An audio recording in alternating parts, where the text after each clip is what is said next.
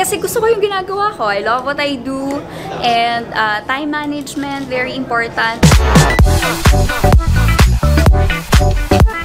Siyempre, sobrang saya and sobrang overwhelmed dahil may brands at may products na nagtitiwala sa atin, siyempre, and also to Sparkle and to GMA family, siyempre, for the partnership at sila talaga yung nakakapag-negotiate to make sure na we get to represent the brands na akma sa amin. Doon ako pinaka-na-touch kasi, parang alam ko na ako talaga yung gusto nila kasi si Sir Miko talagang nag-message siya kay Miss Jan na ang sabi niya talaga, kayo po pala ang nag-handle kay Barbie. Hindi siya yung, we have a brand and we want to promote, we want to parang enhance the engagements. Do you have any talents that you can offer? Wala!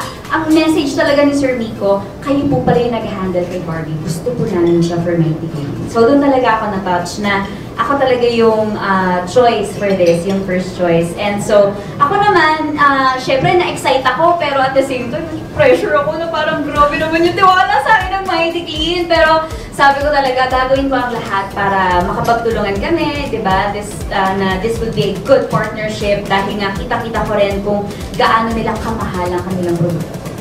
Paano ko na pagsasabay-sabay? I guess, lagi lang siyang kasi gusto ko yung ginagawa ko. I love what I do and time management, very important, and also yung support that I get from my family and loved ones to continue doing what I do, hindi ba?